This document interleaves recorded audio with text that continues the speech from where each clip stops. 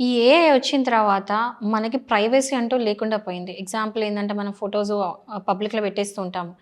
Photos తీసుకెళ్ళి morph చేసి, ఆ ఏఐ యూజ్ చేసి ఇష్టం వచ్చినట్టుగా మార్చేసి, అప్‌సైడ్ ఫోటోస్ కూడా పోస్ట్ చేస్తా ఉన్నారు. ఇలాంటివి జరుగుతున్నాయి.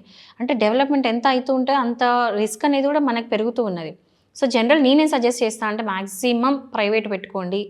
అండ్ డీపీస్ అలంతా అవి గూడా అన్నీ గూడా ప్రైవేట్ పెట్టుకోండి. పబ్లిక్ పెడితే మీ ఫోటోస్ బయట పబ్లిక్‌లో పోయినట్టే. అండ్ దాన్ని మీరు బయటికి వెళ్ళకుండా అసలు ఆపలేరు. అది మీ ఫోటోని ఎలాంటి యూసేజ్ అవుతదో నెక్స్ట్ కూడా మీరు ఏది కంట్రోల్ చేయలేరు.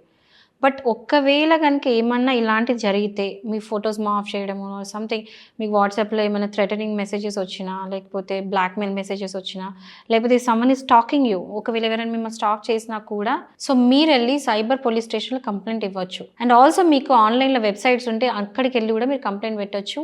అండ్ ఒకవేళ ఏదైనా సైబర్ క్రైమ్ అయితే మాత్రం 1930కి ఇమ్మీడియేట్‌గా కాల్ చేయండి. మీరు ఎంత తొందరగా కాల్ చేస్తే అంత తొందరగా మీకు సొల్యూషన్ దొరుకుతది. అంత తొందరగా యాక్షన్ అనేది తీసుకుంటారు. సో, ఇప్పుడు ఇవాళ జరిగింది నేను రేపు చేస్తా, ఎల్లుండి చేస్తా అంటే మీకు అయిన నష్టము రీకవర్ చేసుకోవడం కూడా అంతే లేట్ అవుతది. సో, ఇక్కడ ఒక గోల్డెన్ అవర్ అనేది ఉంటది. ఆ గోల్డెన్ అవర్ లోపల మీకు రికవర్ అయ్యే ఛాన్సెస్ 100% ఉంటుంది.